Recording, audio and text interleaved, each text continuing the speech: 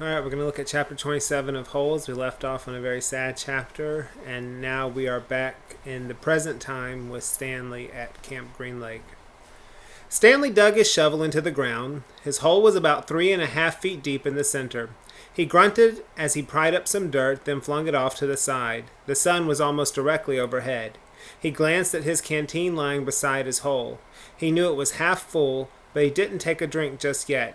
He had to drink sparingly because he didn't know who would be driving the water truck the next time it came. So if you remember back, Mr. Sir was not giving him water out of kind of a vengeance for what happened with the warden.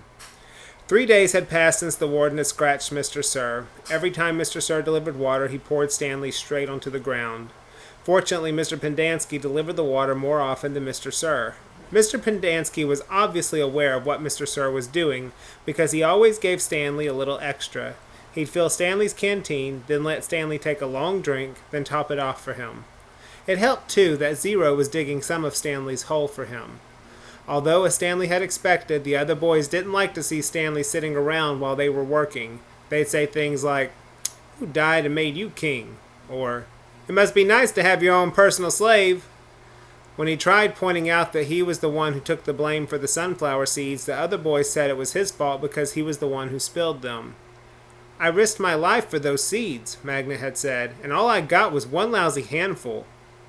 Stanley had also tried to explain that he needed to save his energy so he could teach Zero how to read, but the other boys just mocked him. "Same old story, ain't it, Armpit?" X-Ray had said. "The white boy sits around while the black boy does all the work. Ain't that right, caveman?" "No, that's not right," Stanley replied. "No, it ain't," X-Ray agreed. "It ain't right at all." Stanley dug out another shovelful of dirt.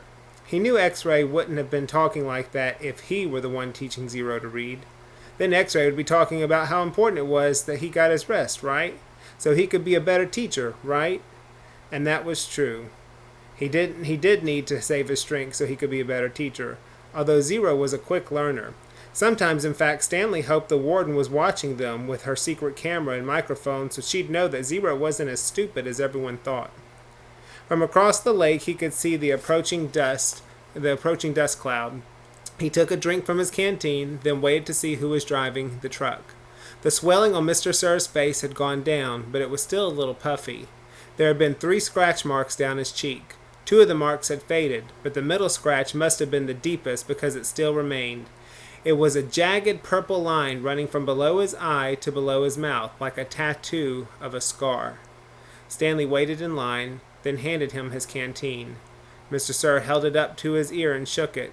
He smiled at the swishing sound. Stanley hoped he wouldn't dump it out. To his surprise, Mr. Sir held the canteen under the stream of water and filled it. "Wait here," he said. Still holding Stanley's canteen, Mr. Sir walked past him, then went around the side of the truck and into the cab where he couldn't be seen. "What's he doing in there?" asked Zero. "I wish I knew," said Stanley. A short while later, Mr. Sir came out of the truck and handed Stanley his canteen. It was still full. "Thank you, Mr. Sir." Mr. Sir smiled at him.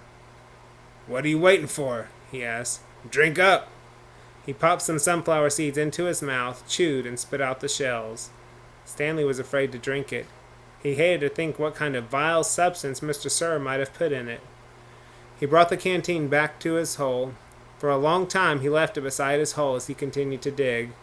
Then, when he was so thirsty that he could hardly stand it anymore, he unscrewed the cap, turned the canteen over, and poured it out all over the dirt. He was afraid that if he waited another second, he might have taken a drink. After Stanley taught Zero the final 6 letters of the alphabet, he taught him to write his name. Capital Z, E, R, O. Zero wrote the letters as Stanley said them. "Zero," he said, looking at his piece of paper. His smile was too big for his face. Stanley watched him write it over and over again. 0, 0, 0, 0, 0, 0, 0. In a way it made him sad. He couldn't help think that 100 times 0 was still nothing. "You know, that's not my real name," Zero said as they headed to the rec room for dinner. "Well, yeah," Stanley said. "I guess I knew that." He had never really been sure. Everyone's always called me Zero, even before I came here. Oh, okay. My real name is Hector. Hector, Stanley repeated. Hector Zeroni.